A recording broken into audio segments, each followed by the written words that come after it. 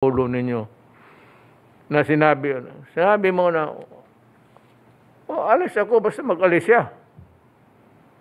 Ganun na tinawagan sige, alis ka, alis ako. So, paano natin gawin to? Hindi ako alis kung hindi ka, if you do not make the same move in the withdrawal, I will not. So, hindi ako bibitaw. Ngayon, kung umatras ka ng kalahating kilometro ngayon, aatras ako. Kung gusto ko talaga. Ngayon, bakit pumayag sila?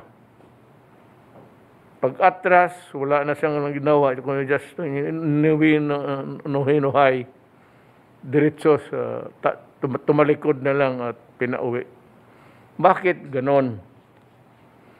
Bakit ganon? Bright bang kaya kayo? Carpio at ikaw, Albert, ano ka ba, Pilipino? Mukhang hindi ka Pilipino, Espanyol siguro. Bakit ganon? Bakit ka pumayag ka agad na diretso? Hindi naman sa sigurista ka. Basi sabihin mo, mag-atras ka, atras ako. Pero atras ka rin. Sige, atras. Paano? Tatalikod ako? Kita mo. Tumalikod, umuwi yung ating order Wala naman magawa yung Navy. You are ordered coming from the President himself, this Commander-in-Chief. Pero to, I'd like to put notice sa China. May dalawang barko ako dyan, Philippine government sa which part of the is it paikot-ikot tayo. Paikot-ikot dyan sa may bandang Kalayaan Island Group natin, Mr. President, hanggang dyan sa Mischief Reef. Yung maraming shoal doon, nagpaikot-ikot sila doon. Well, anyway, yung sana, it was a 4 months gamble. Totoo lang. Parang ito yung nangyari sa sobra ka pabright, paek-ek ng mga expert. They refuse to look at the environment or the problem in yung totoo, yung practical. Kaya sabihin ko as China ngayon, as I've said before, to repeat, I am not ready to withdraw. I do not want a quarrel. I do not want trouble. I respect your position and you respect mine. But we will not go to war. Tsaka hindi naman, it's not wrong to admit na inferior ka in terms of might and power. Hindi naman masama magprangka ka, ito lang talaga ang kakayahan ko. Pero huwag mo naman akong kayahin. Ngayon, hindi talaga ako atras. Patayin mo man ako, kung patayin mo ako, dito ako. Dito magtapos ang ating pagkakaibigan. Ngayon, kung papasok ang Amerika sabi, we will not allow ourselves to be involved in territorial disputes. Yan ang sabi ng Amerika. Pag ang pinag-awayan ninyo territorial disputes, hindi kami makialam. Hindi nga kayo nakialam, pero nakialam kayo, pinaatras ninyo ang Pilipinas. Kayo naman kasi puro what the Americans would say, susunod-sunod lang kayo. I do not have a quarrel with the Americans, but please do not include me with you. Baka tingin ninyo sa akin, kagaya nitong mga insurrectos na ito. Di mo ako mapasunod yan. So sinabi ko, stay put. I die there, we die there, we die. Ngayon, kung ayaw ng Amerika mag-interfere sa territorial disputes, fine. But in the first place, you created the problem. You created the problem not only a few years. You created the problem, as a matter of fact, when you invaded my country. Doon nagkaletse-letse ang Pilipino. From the Spaniards to the Americans. You never give us that dignity of being a true republic. Paray lang kayo ng ano nyo, especially sa military.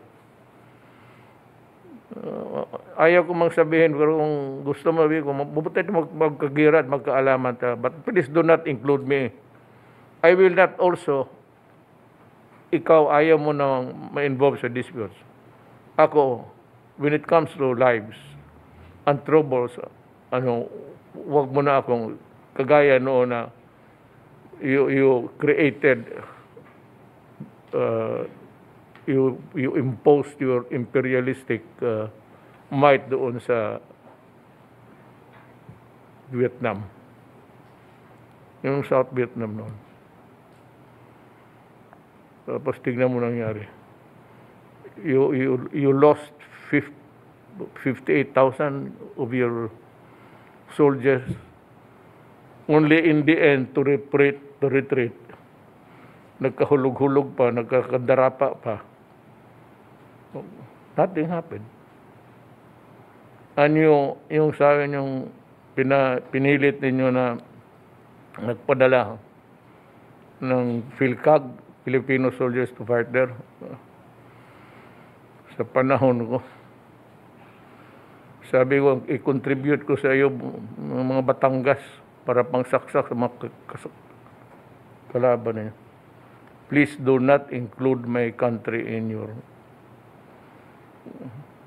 panahon ko. There will never be a time that I will allow my soldiers to go somewhere to fight and join the Americans. Wherever you create your dreams. Huwag kasunod. Kung manalo itong sunod, kung manalo, God forbid, tingnan ninyo, sabi ko, Pilipino mo kayo, tingnan ninyo yung itsura niya. Tingnan ninyo, look succinctly really. Pakinggan ninyo ang argumento ni si Secretary Roque is by no means makaya-kaya mo. Ako, hindi naman ako participant sa national level. Ng mayor lang man ako. So, limitado talaga ang ano ko. But I will not go out, I said, of that floodgate of na ginawa ng Amerikano sa atin. Magtiis na lang tayo. Baski na hindi mo ako bigyan ng mga bagong armas, okay na lang yan. Total, wala man tayong kalaban. So kung hindi tayo magipag-away, we do not fight with anybody. There's really no point in acquiring ballistic missiles. We just ask to be left alone and live in peace. Yun lang. But I'm sure, hopefully, I hope that Senator really would accept the invitation to be our guest here Monday. Kasi more or less isa sa mga tao na nirerespeto ko talaga, both intellectually and so, yun na lang ang maiwan ko sa inyo. Happy Idul Fitr sa mga ating mga